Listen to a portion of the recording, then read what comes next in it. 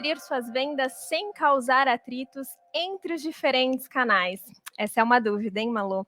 E aí, para falar com a gente sobre indústria no e-commerce, menos conflitos e mais soluções, eu convido ele, que possui 10 anos de experiência em e-commerce. Ele é bacharel em administração de empresas pela PUC Rio de Janeiro, com MBA pela FGV. Ele é gerente de produto no Magalu, responsável pela gestão comercial e operacional junto aos sellers de marketplace na categoria de eletrodomésticos, e ele tem aí uma experiência sólida no setor de compras, inovação e omnicanalidade. Eu convido ele, João Pedro Sartini. Boa tarde, João. Boa tarde, Malu. Tudo bem? Pessoal, boa tarde. Como que vocês estão? Tá me ouvindo bem? Tudo certinho, estamos te ouvindo bem. Fique à vontade, o palco é seu. Bem-vindo. Obrigado, gente. Queria agradecer bastante a oportunidade. É uma grande honra estar aqui palestrando para vocês, transmitindo um pouquinho de conhecimento. Então vamos começar, porque o tempo ruge, o tempo é curto. Eu sou o último, os últimos serão os primeiros. Vamos ao que interessa.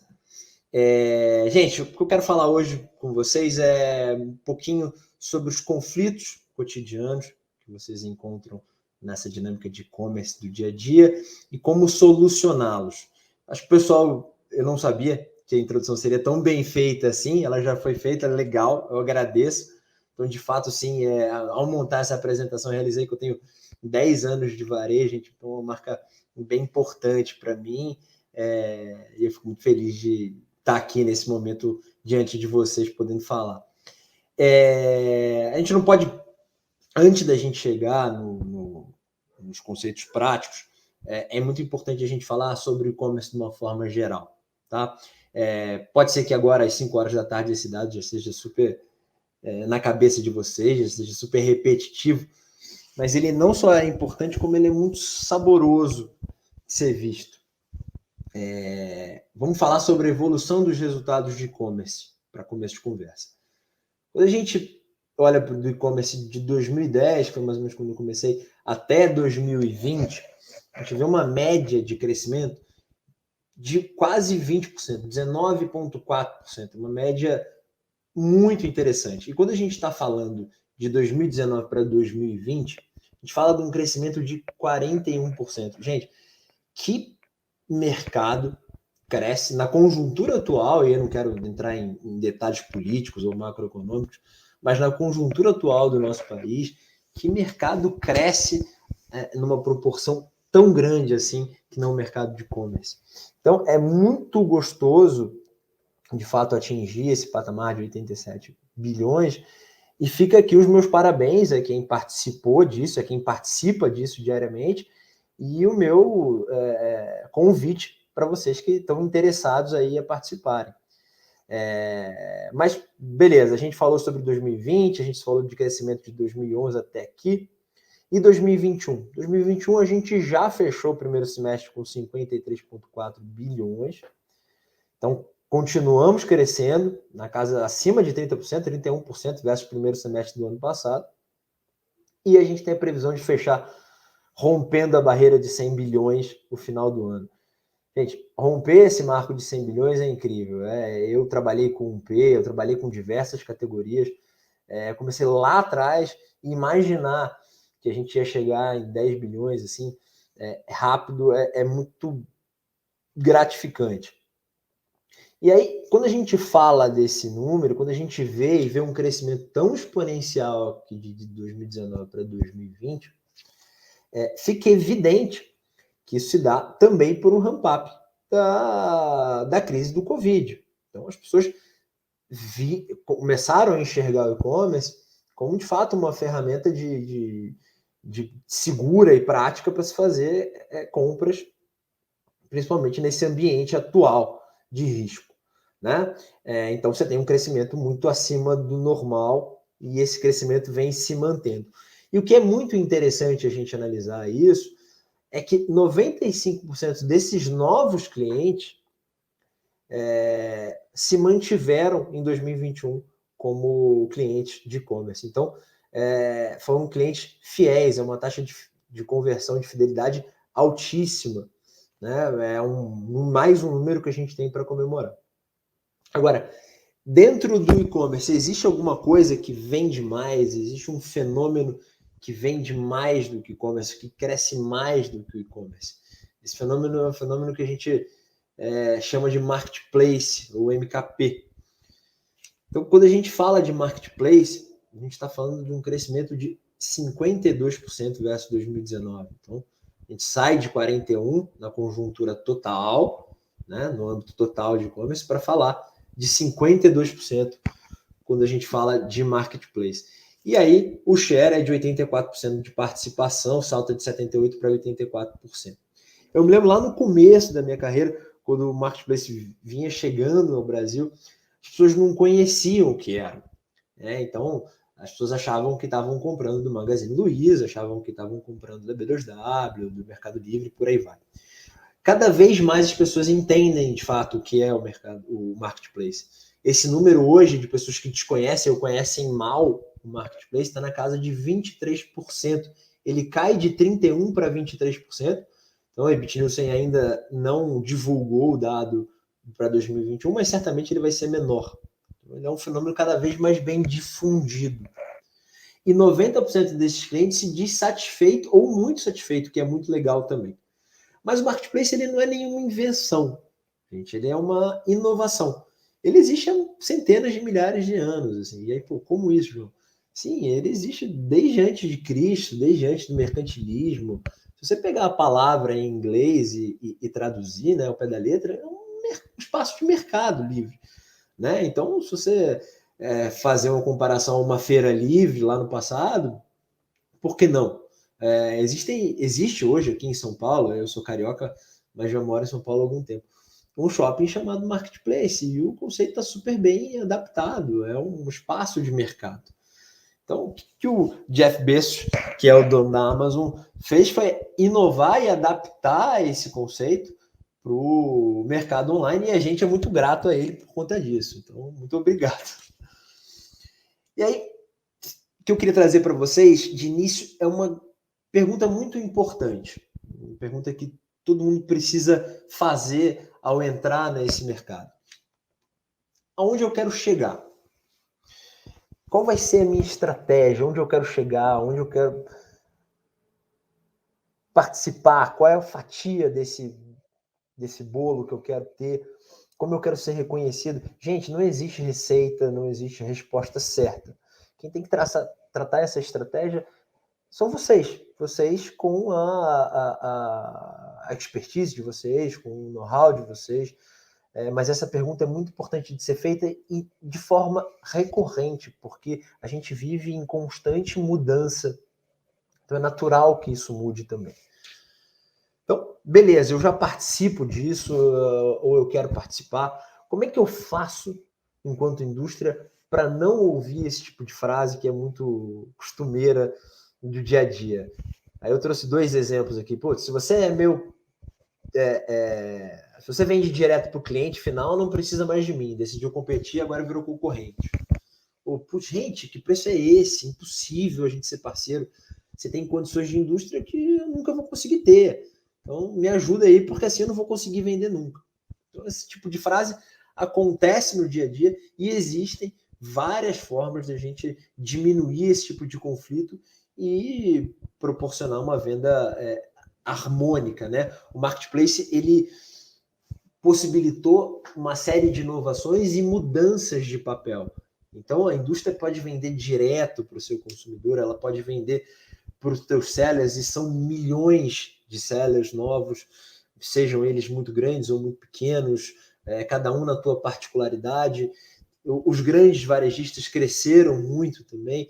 Então, essa inversão de papéis e quantidade de inovações que vem com o marketplace é muito interessante e acaba gerando essa série de conflitos. Eu trago aqui alguns exemplos e alguns fundamentos importantes para a gente botar na cabeça. Primeiro é explorar cada marketplace na sua singularidade, o que ele tem de melhor, e inovar, porque cada ano a gente vê o espaço para inovação dentro dele. Então é alinhar em conjunto com o 3P, com o 1P, com o Seller, ou até com a loja física, enfim, mas é estruturar essa estratégia e nunca deixar que a tua estratégia de imagem seja ameaçada. Isso é importantíssimo. Seja por algum stakeholder seu ou até por você mesmo. Então é muito importante que você se atenha ao que você se propôs a fazer. Então, alguns exemplos aqui, que são clássicos, que a grande maioria vocês devem conhecer, passam desde SKUs exclusivos. Então, eu vou dedicar, enquanto indústria, uma série de SKUs para eu vender no meu D2C, através do Marketplace. Outros SKUs eu vou vender para um P, diretamente pelo P, outros eu vou vender pelos meus sellers. Eu vou dedicar um preço e uma energia diferente para os clubes de fidelidade. Eu vou premiar quem vende bem dentro da estratégia planejada. Eu vou olhar com muito carinho e atenção frete e prazo. Gente, a gente tem empresas hoje como a Rappi, como o iFood, que estão se propondo a entregar em 10 minutos. E assim, não é uma grata surpresa quando chega na tua casa em 10 minutos. Não, é a proposta de fato de valor chegar em 10 minutos. Cashback, cross-sell, e aí o cross-sell que foge do óbvio, né? Se eu trabalho numa indústria de eletrodomésticos, por que eu não posso fazer uma parceria com uma indústria que vende os produtos que limpam os meus eletrodomésticos, né? Então, essas são algumas das possibilidades que a gente tem de fazer funcionar essa roda de venda sem que se haja conflitos. Mas existe um conceito novo, de certa forma, e que eu queria trazer aqui para vocês, é um conceito filosófico, embora a filosofia não seja a minha área e nem matéria favorita, mas é super interessante, eu queria trazer um pouquinho dele para vocês aqui. O conceito é de inteligência coletiva e colaborativa. Não fui eu que inventei isso, quem inventou foi um filósofo francês chamado Pierre Lévy, e eu trago ele aqui bem escrito para vocês.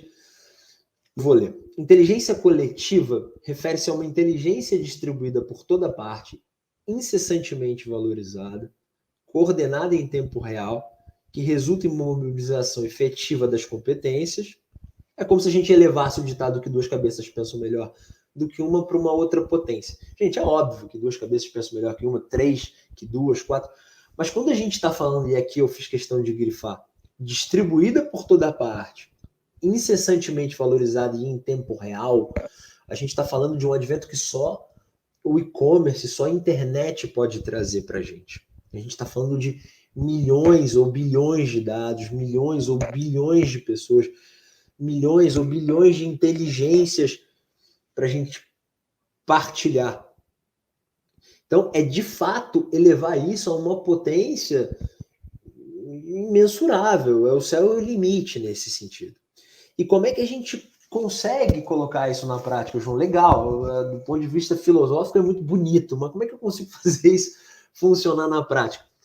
Eu separei aqui 4 steps interessantes para que a gente consiga, de fato, colocar a teoria do Pierre Lévy no dia a dia. E os conceitos passam por colaboração, abertura, integridade e reconhecimento. Vamos falar no primeiro, que é a colaboração. A gente precisa estar disponível para a nossa cadeia. Buscar o elo, né? Seja com o Marketplace, seja com o meu vendedor no IP, seja com o meu seller. Enfim, eu preciso estar próximo, eu preciso me mostrar aberto, eu preciso quebrar essa hierarquia vertical, eu preciso ser horizontal, eu preciso ser holístico. Né? A internet proporciona isso de uma forma muito clara, essa quebra de horizontalidade, perdão, de verticalidade para um cenário mais horizontal.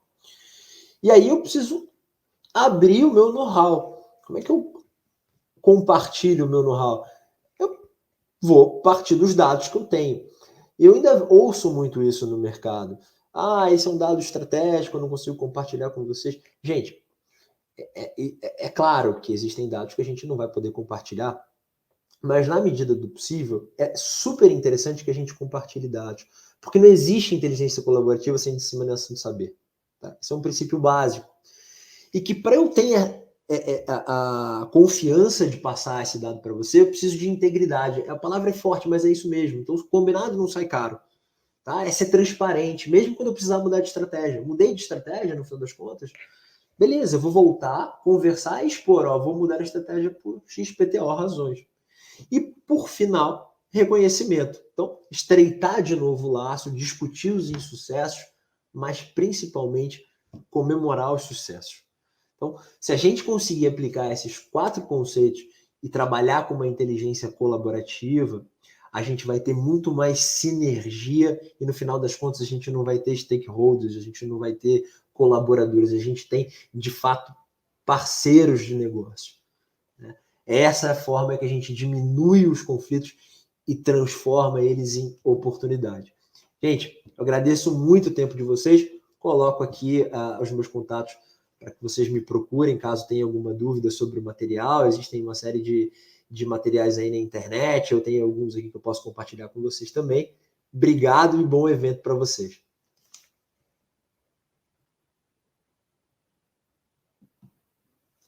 Uma alegria a gente encerrar o nosso evento com Magalu, que sempre traz cases aí tão incríveis, né? Um conteúdo de extrema relevância. Vou pedir a gentileza de você ficar um tempinho ali no chat para tirar dúvida do público, tá? Com Lembrando, certeza. gente, que o time do Magalu está à disposição no salão de negócios aqui da plataforma, e para todo mundo que está acompanhando o evento aqui presencialmente, eles também estão com o stand aqui no salão de negócios presencial. João, muito obrigada, tá? Obrigado a E você. a gente se encontra.